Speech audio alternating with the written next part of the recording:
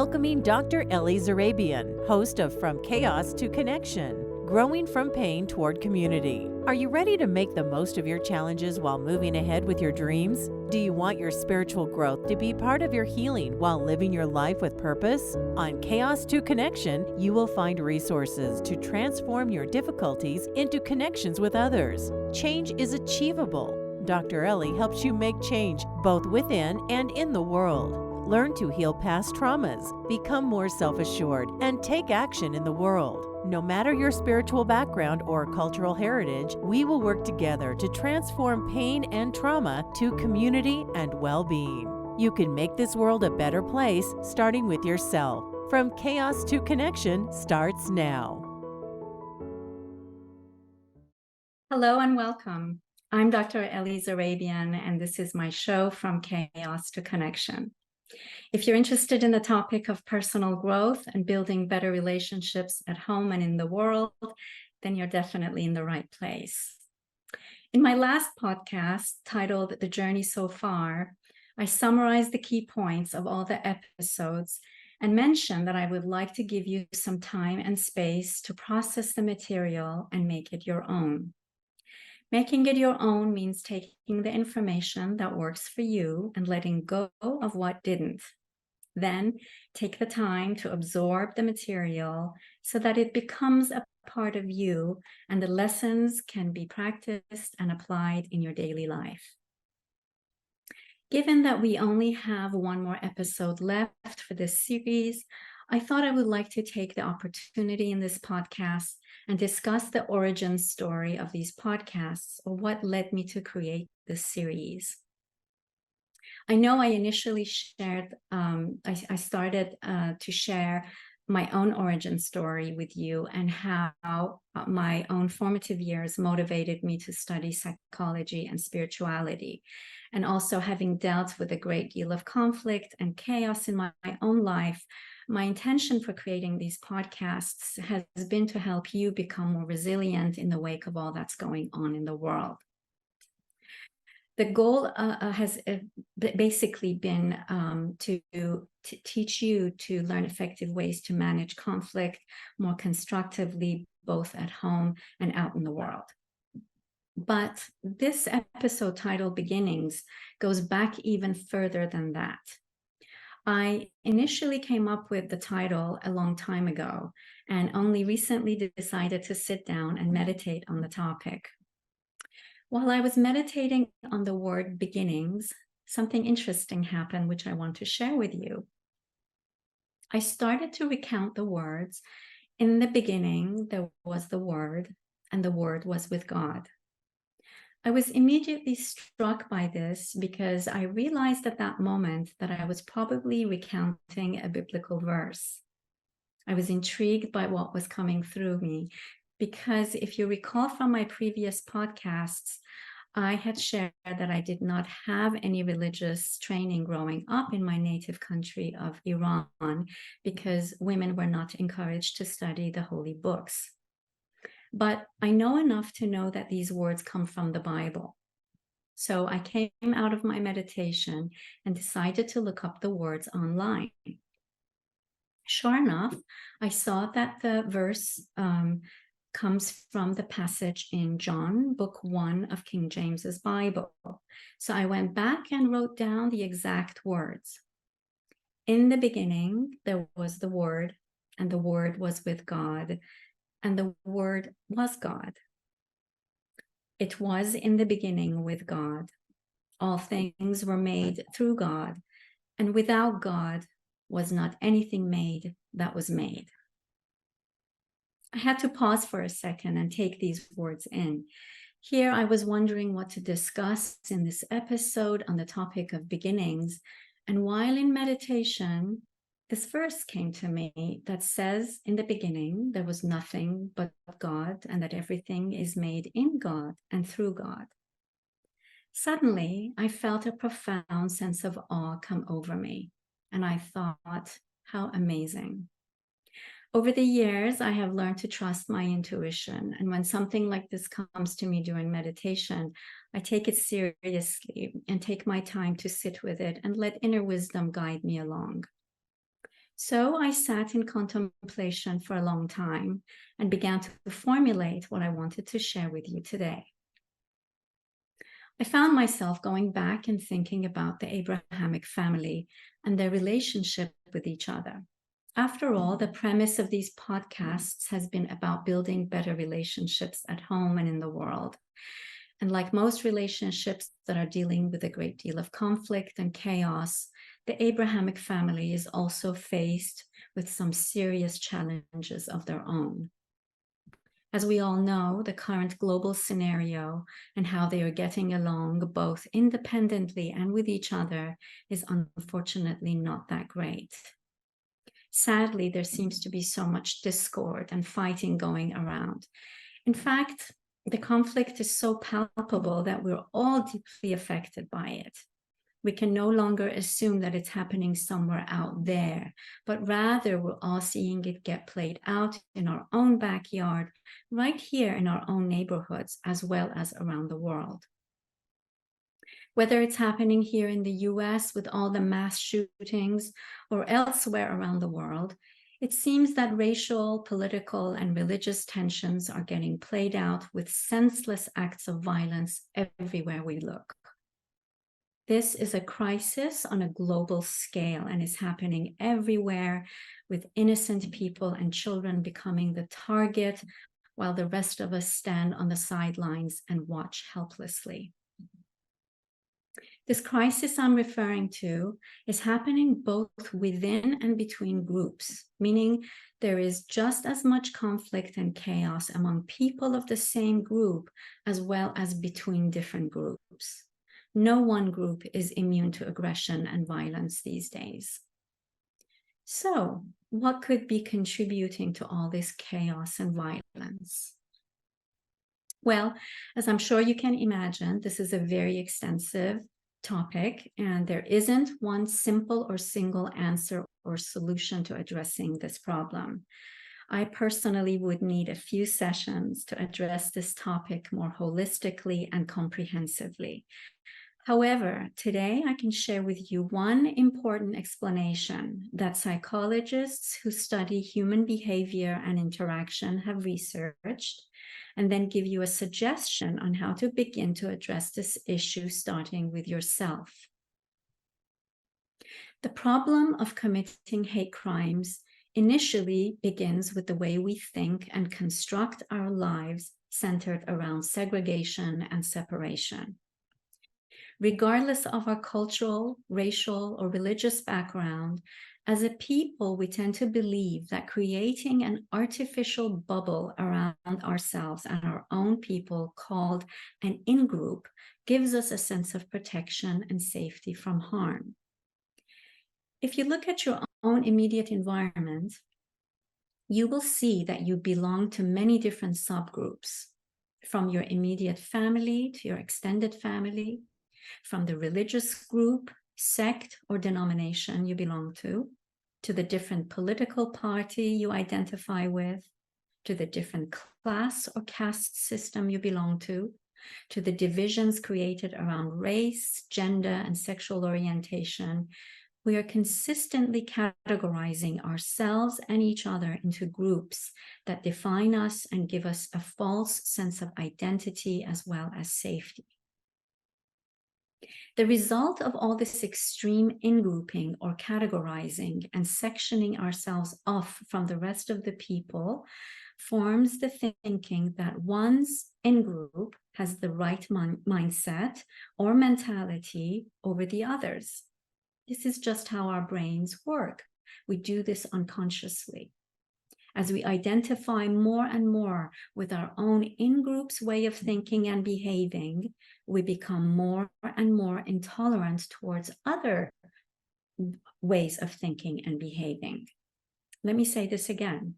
As we identify more and more with our own in-group's way of thinking and behaving, we become more and more intolerant towards others' way of thinking and behaving. This is how we eventually lose our connection to the rest of the world. By striving to keep our own bubble intact and together, we actually end up cutting ourselves off and even shutting ourselves out from the rest of humanity. This is a natural process that happens when we grow up thinking that in-group mentality is good and it is what will help us and our people survive as a group or as a people. Psychologists also refer to this type of thinking as an us and them mentality. Research shows that this way of thinking and behaving is actually counterproductive to forming a unified and cohesive sense of self and other, which in turn can cause many of the problems we see in the world today. The definition of an in-group mentality is essentially the groups to which we belong to. In-group members have positive views of each other and give their own members preferential treatment. Also, members of an in-group have feelings of attachment, sympathy, and affection towards other members of their own group because their identity is based on having the same mindset. An out-group, on the other hand, consists of anyone who does not belong to one's own in-group. An out-group is always defined by an individual with reference to his or her own in-group. For example, if your in-group is the Democratic Party, then the out-group is naturally the Republican Party, and vice versa. Out-groups are marked by a sense of difference and frequently by some degree of antagonism and even hostility. Again, this is natural. We do this unconsciously. This hard division between an in-group and an out-group mindset creates an us versus them mentality. And as soon as we adhere to the norms of our own in-group and see ourselves as an us, then we have no choice but to see others who are different from us as a them. When we see each other as separate entities, isolated from one another, we lose our sense of interconnectedness or our connection to each other as part of the human family. When we lose our connection with each other, it's easier to become antagonists and even enemies of one another. When people continuously focus on what makes them different from the out-group rather than united as a people, then we develop the permission structure that allows us to displace our own undesirable thoughts and feelings onto the out-group. Displacing our own undesirable thoughts and feelings onto others then gives us the false sense of entitlement that we have the right and even the duty to go out and cause harm to the out-group through acts of aggression, violence, war, and terrorism. This is the process of dehumanizing the other while giving us a sense of righteous entitlement to commit acts of violence towards others while justifying our own behavior as the correct way to behave. In other words, once we have taken the us and them mentality far enough, it becomes far easier to engage in acts of violence and other crimes against humanity. Let's take a short break here, and when we return, I will talk about taking the steps towards becoming part of the solution rather than remaining as part of the problem. We'll be right back. See you soon.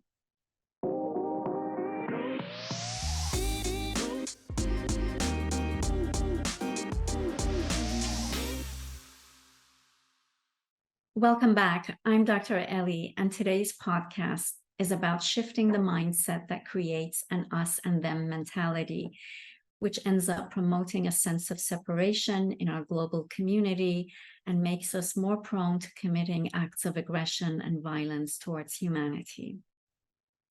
In this episode, I have addressed the mindset of an in-group versus an out-group mindset and how a dualistic mindset sets us up against one another. When we see ourselves separate from our human family, or we lose our sense of being interconnected as citizens of the world, We become more and more isolated in our immediate and small bubble of existence. And with that, we become more and more intolerant and unaccepting of differences. When we adhere to an in-group mentality, it's natural to feel threatened by those who are different from us. And when we are confronted with our differences, the natural reaction is to want to shield or protect ourselves from what seems to be different or alien to us. When we feel threatened by the outgroup, it becomes easy to resort to aggression and violence in order to gain feelings of safety and control. But we all know that hate is not the answer. In fact, we are seeing the effects of hatred continuously in our own communities as well as the world around us. So, what can we do as a people and as global citizens to help offset some of the negative effects of an in-group mentality? Well, if the result of an in-group mentality is to see yourself separate and divided from the whole, then the solution is to find or look for commonalities that transcend those differences. For example, one way to think of this is to ask yourself, what do we have in common as an Abrahamic family? We all know what separates us, but rarely do we ever think about what actually unifies us. That one commonality will transcend the us and them mentality, and instead will focus us on what is similar. If you go back to the beginning of my talk when I shared the words, in the beginning, the Word was with God, and the Word was God. It becomes clear that the one thing that all the Abrahamic religions have in common is our shared belief in a higher power. Going back to our beginning, we in the Abrahamic traditions may have our own name for the divine, but our concept of the divine is the same. And that sameness is what transcends all of our differences. One power, one presence, one God, omniscient and omnipresent for all of us. Again, we may have different names for the Almighty, but our belief in this higher power is one and the same. Even if there are different paths to the Almighty, when we focus our attention in the right place, our differences become insignificant. But the reverse is also true. If we focus our attention entirely on what sets us apart from each other, then we will always find ways to disagree and argue. This is just human nature. So instead, if we focus our collective effort towards what unites us, we will be helping to offset some of the challenges that we are creating and facing in the world. Today is 9/11, and for your homework, I would like for you to challenge yourself. Pick a group that you are in opposition with and see if you can shift your focus from looking at what is different between you and this group to what is the same. Each time your focus shifts to looking at what is different, bad, or negative about this group, see if you can bring your attention back to what is similar between you and them. And then notice how you feel over time. I know what I'm asking of you is not easy, but it's a good practice. If you consider yourself a spiritual person with good intentions, then see this as a test. Are you able to shift your focus towards the divine, especially in relation to your so-called enemies? As usual, I'm happy to get your comments and questions, and we'll get back to you with a response. In the meantime, this concludes our 11th episode. My next episode will be our last one together in this series, and I plan on leaving the session entirely open for you to call in and say hello or goodbye. After the final episode, I plan on taking some time off from social media so that I can focus my attention on teaching. But I will be checking my inbox on a regular basis in order to stay connected with my friends. I'm Dr. Ellie Zarrabian. This is the Transformation Network, from chaos to connection. I look forward to seeing you soon. In the meantime, take good care and be well. You have been listening to Dr. Ellie Zarrabian, host of From Chaos to Connection. Tune in every second and fourth Monday at 2 p.m. Pacific on TransformationTalkRadio.com for more resources and tools to help with healing on your journey of life. You can impact the globe in the most powerful way possible. Whatever your spiritual background and cultural heritage is, you can transform pain and trauma into building community and connection. Join Dr. Ellie in identifying what you need to heal within and in our world. For more information, visit centeronpeace.com. That's centeronpeace.com.